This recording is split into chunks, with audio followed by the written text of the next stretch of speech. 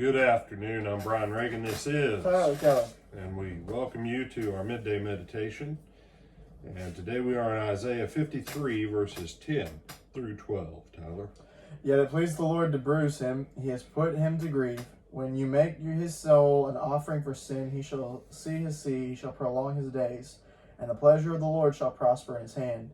He shall see the labor of his soul and be satisfied.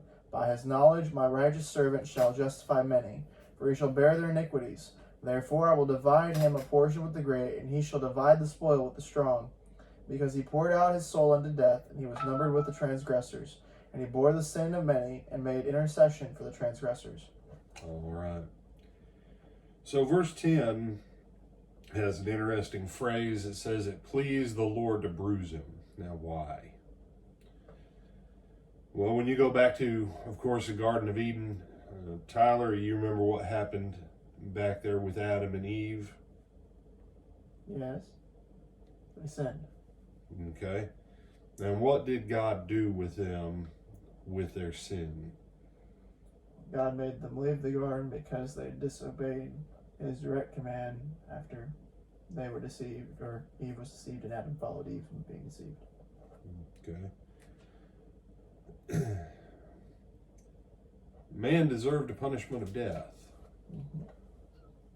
So that's one part.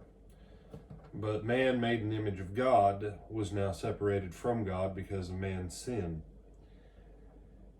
But in making his soul an offering for sin, and take out the word his, he shall see seed. He shall prolong days, and the pleasure of the Lord shall prosper in his hand. That seeing seed goes back to verse 8. Who will declare his generation? And we touched on this with the fact that Abraham didn't have a lineage recorded. That Abraham's lineage really picks up in the Gospel of Matthew. That Jesus is the seed of Abraham, but the seed of Jesus comes because of what happens with the Lord bruising him. That the righteous punishment of God for the rebellion and treason of man is executed, and now people are able to be reconciled to God through Christ as part of the promise given to Abraham, the promise which was given because God wanted that covenant fellowship, not relationship, that covenant fellowship with man. And so now that's opened up. And so while the price was extremely high, the means were extremely high, what's on the other side of it, and this is what Hebrews chapter 12 alludes to when it flat tells us Jesus didn't look forward to the cross. He endured the cross because of the joy that was set before him on the other side, and that was a people who would be his seed that would now be back in fellowship with the Godhead. And he said, well, we have fellowship. No, we have fellowship in as much as we are able in these bodies right now. But what the Father's looking toward is a chunk of all of that creation made in his image that chooses him to be in fellowship with him for all time. And so in verse 11 says, he shall see the labor of his soul and be satisfied. By his knowledge my righteous servant shall justify many, for he shall bear their iniquities. That is exactly what he's done. What is the fruit of his labor that satisfies him? Souls.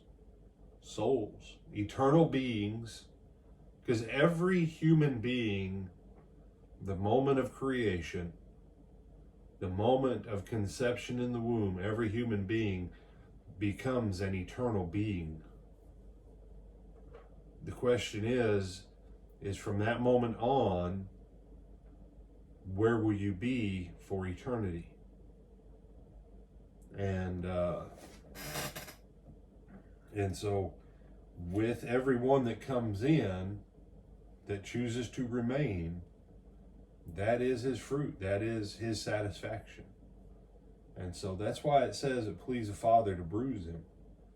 Not because the Father enjoyed punishing the Son, no.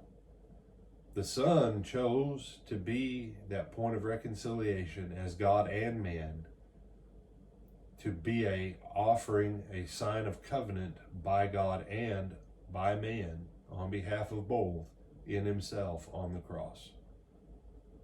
And so, very unique thing going on. Tyler, do you have anything else you want to comment on this? No, sir. All right. With that, we bid you good afternoon. Lord willing, we'll see you tonight for Twilight Talks on Baptism.